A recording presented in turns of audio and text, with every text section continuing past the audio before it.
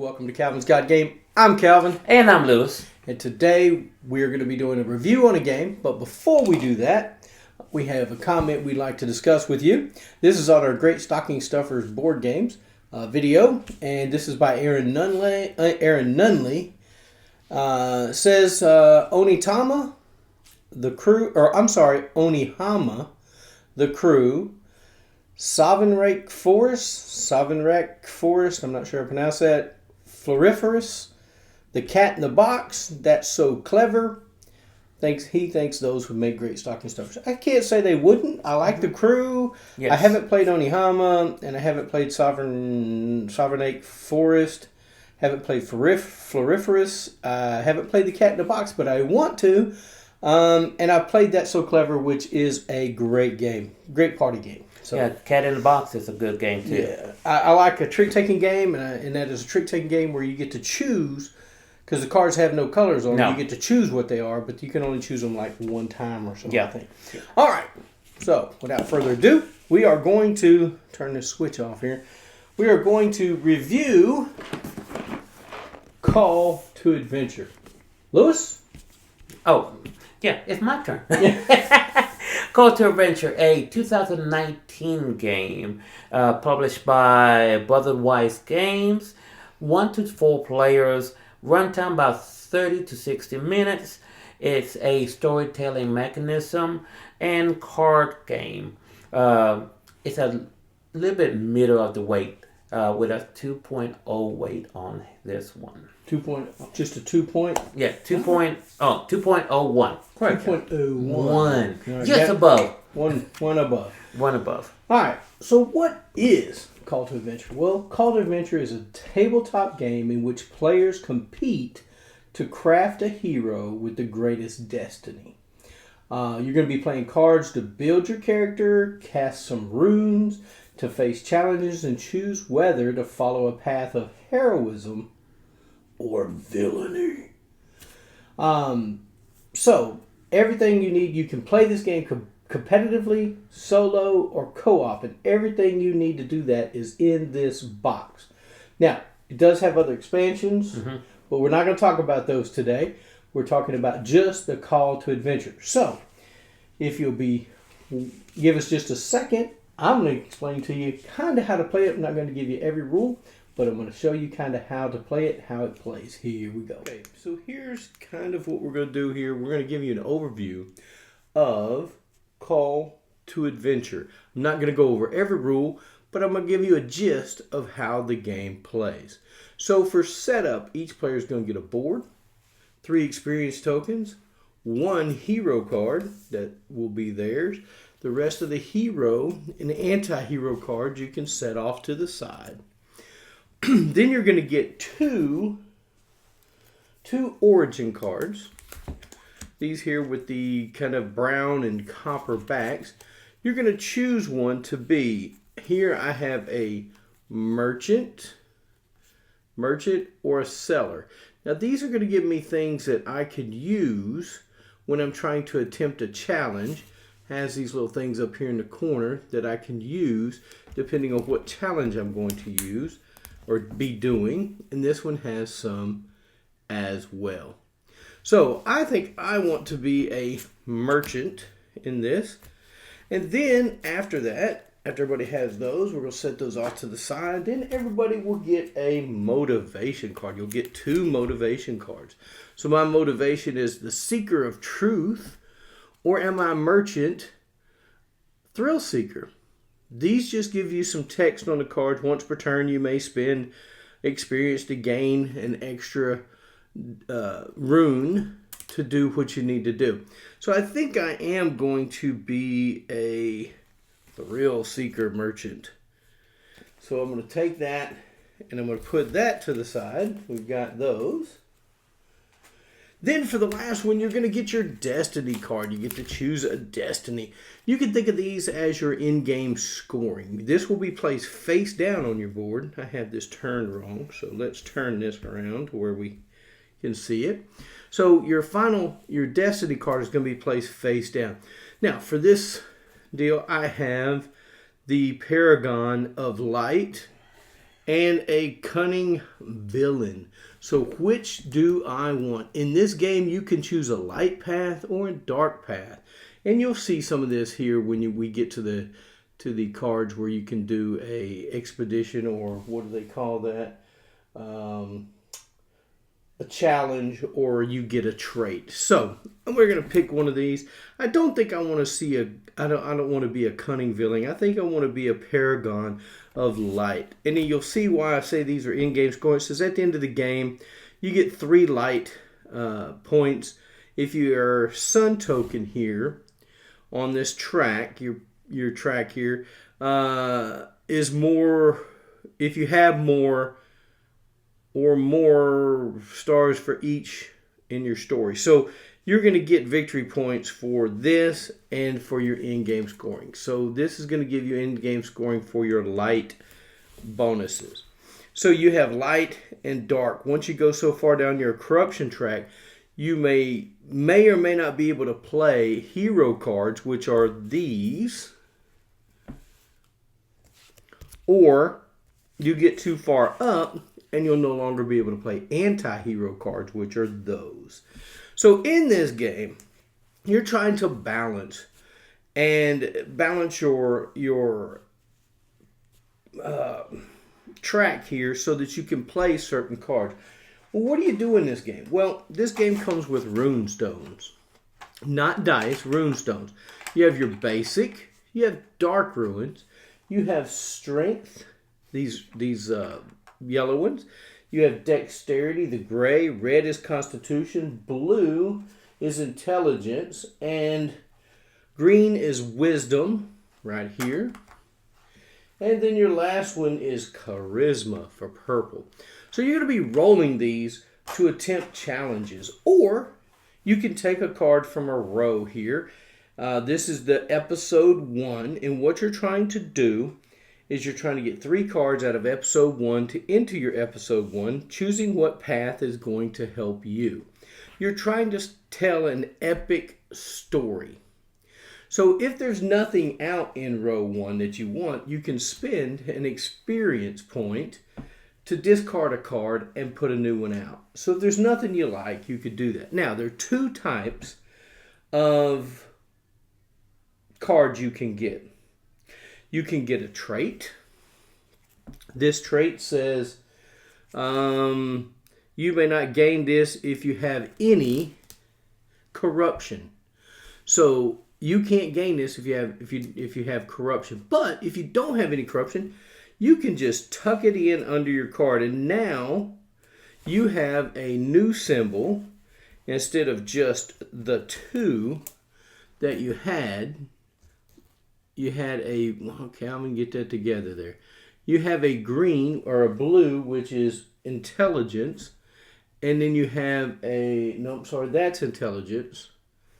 That one is dexterity. And then this one is charisma. So now when you're going to roll the rune stones to attempt a challenge, you'll be able to roll those rune stones to get it. So that's kind of how it does. And once you get one, you put a new one out. It's the next player's turn. So basically, you're either doing a challenge or getting a trait. That's what you can do on your turn. So with that being said, let me show you how to do a challenge. We're going to do a challenge for, let's say this guy right here. So I think I can do that one. Yes. So this says you have to have a 4. You have to get a 4. And we're doing the charms of a wealthy noble. What kind of fits in with my merchant? So I think I'll do that. Now, this is going the light path. If you wanted to go the dark path, you could do the remain unfettered. So what would happen with it if you did the dark side is you'd tuck it under the dark side, or under the bottom, which would be you done that side. So you have to choose, are you going to do this side or this side of the card? Now, here's what you have to roll along with your basic. You always roll the basic runes. And I'll kind of go over what these symbols mean here in just a second. You can always roll the basic runes, but since I have a charisma symbol, I get this. And I get one more of the green because I have it as well, my wisdom. So I get one of those. And I get one of the charisma. So we'll take those. And now what we're going to do is we're going to toss these.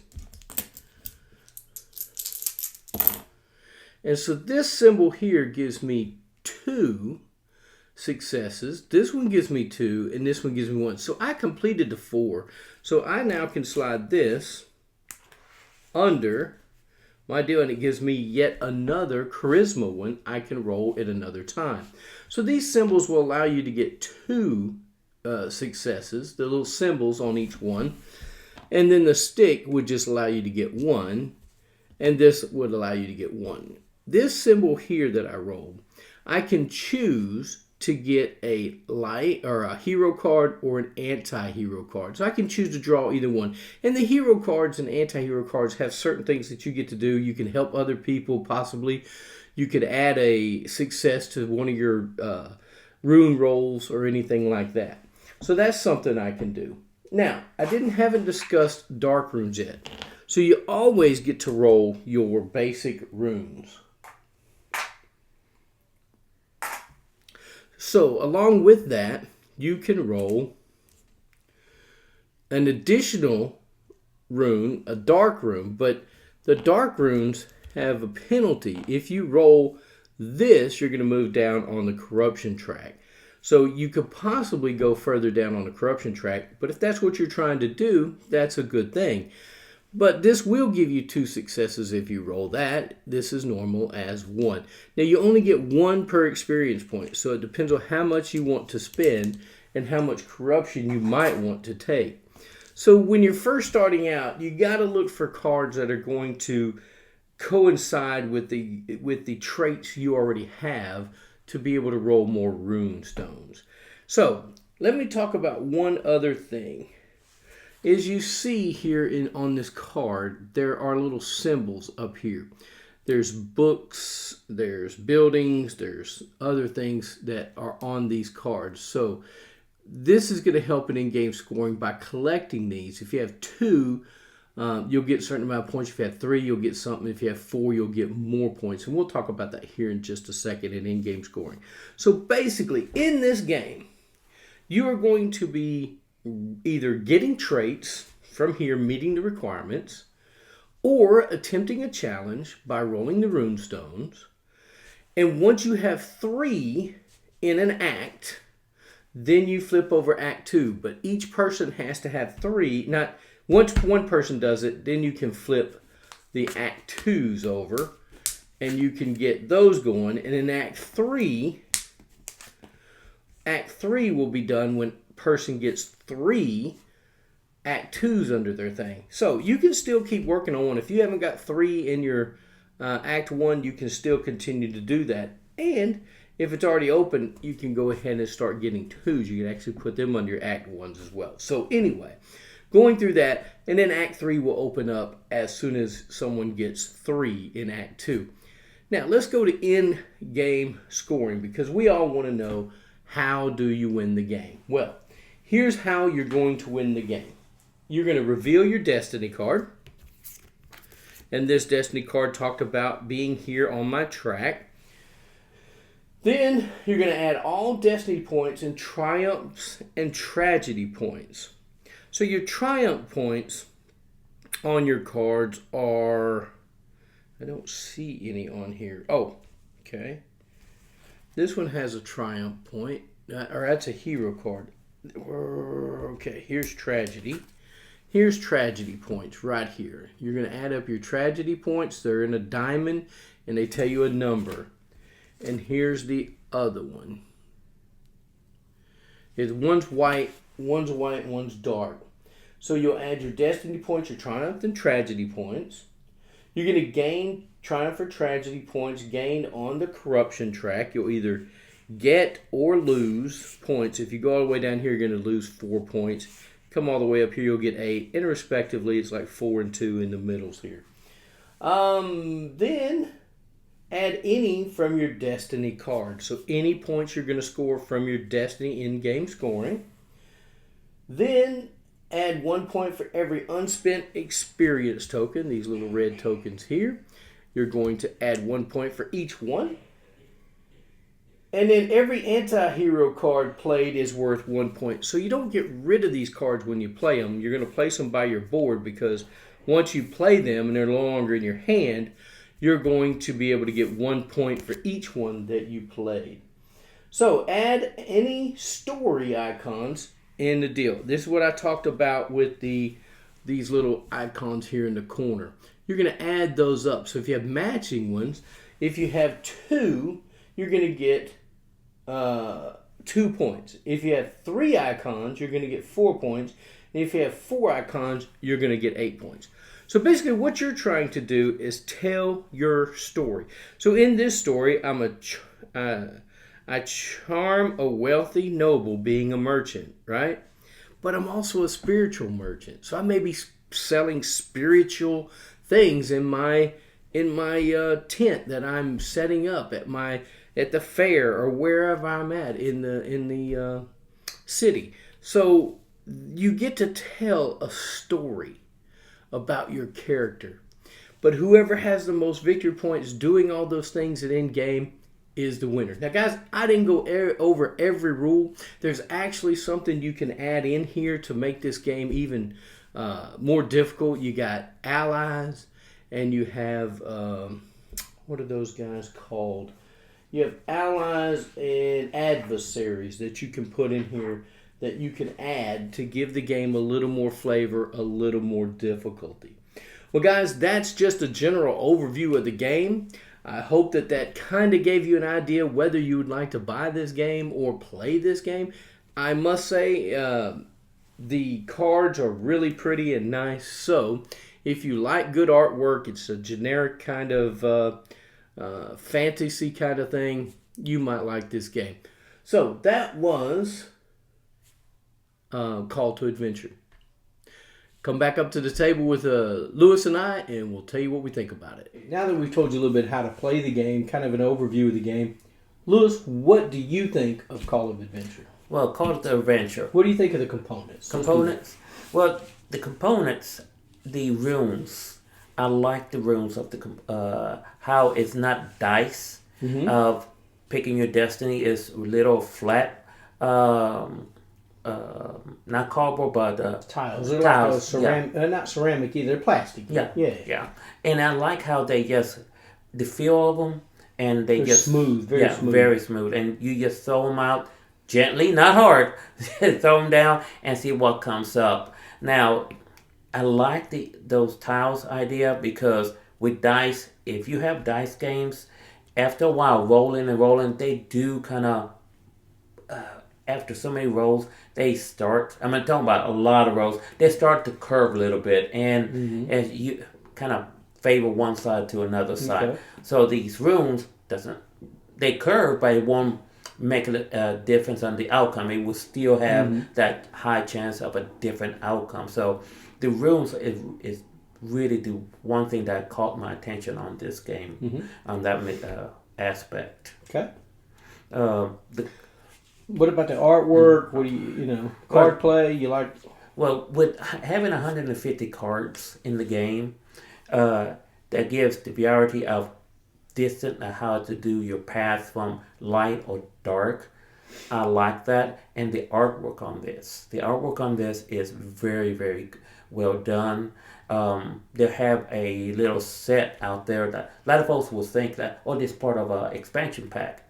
No, they actually came out with a little box with more artwork that you can use for other games that you might have, just to have little reference on that. So the artwork is well done. I don't know who's the artist on this one. Yeah, I don't either. I don't know who the artist is. But whoever it is did a good job. Yeah, did an excellent job on that. Yes, the cards are a little bit flimsy, a little bit, not much. So you should sleeve them a lot. And when you do, be careful how you sleeve them. Make sure they're not visible in some heat area, because I made one mistake. I got one card wet by accident. It was just damp and got wet, and I was taking it and it ruined the back end of it. Luckily, I had an extra card that I didn't need the front end, just the back end, and I put it there so it looked fine. The front part was fine, but the back end was messed up on that. Um, I like how the phasing of each uh, story part, that you have a beginning, middle, and end on that, and you know where your character will eventually end, because that you have to keep that secret from everyone, and how you want to make that ending happen, but just depending how what cards are flipped up and what you achieve, if you do get a card that will help you on your path, or not, it would really differ what's going to be that ending character part. So the individually how your character would evolve, you think it will go one way, but the cards just showing up on the path would differ of how your outcome will be in the end of the story eventually. So I have used this game to create, if those folks that do D&D or role-playing games, I have used this game to create interesting characters with interesting backgrounds. And I like how at the very end, you don't have to do it. There's no points for it. Right. But you can tell your story with your character. And I like that telling of a story, which I've used with some kiddos with the camp I do, to have them do a story, a little short story, and they're going, oh, hey, I can do this and this and this. So the cards they have can actually be other ways to use to, if you think outside the box. Right. Well, I do like the components as well. I like the rune stones very much. I like that they're flat. They're just two-sided. Yes. I like, because you can almost mitigate doing a, what do you call those things? Where you do a challenge. Yeah. You can mitigate the challenge by knowing whether you need to buy dark stones or not. Yes. To try to help you get that. Because you only start out with 3. Yeah. Basic. Maybe one other tile if that, the... hero card. Well, not that, but your card that you have on your board, the one you chose first, your first act card or your second act card, has one of those runes on the card. You can roll that or toss it. So I like that. The artwork is nice, and I do like that Brotherwise Games put out sleeves that actually have the color of the cards on the back on the sleeve, which I do like. Those are really nice. But with all that being said, this is definitely a kind of a storytelling game for sure. You're wanting to build your adventurer. You're wanting to make him go in a certain path. You can be anti-hero or you can be hero, and I like that. There is, to add more adventure, which I discussed in the play or the overview, was you can add allies or adversaries in the deck. You don't have to play with those. If your first game, I'd recommend not playing with those. Not to do that. And as you learn the game and understand the game, add in allies. Then later on, add in the adversaries. Yes. So that you have more of a variety. So this game is a decent game. Brotherwise did a good job on it. I think Lewis likes the game a little bit more than I do. So Lewis, I'm going to ask you, what would you rate Call to Adventure?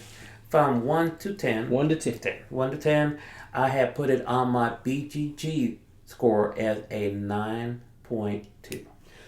You really like this game more Yes. than I do. I like the game, but I find the game to be, I want to say it's repetitive in mechanic-wise. Yes. I'm doing the same thing over and over and over and over again. I'm casting ruins and stones, and I may not get what I want, and it's frustrating. I rate this game a 7. A 7. I like the game a lot. I like what Brotherwise has done here.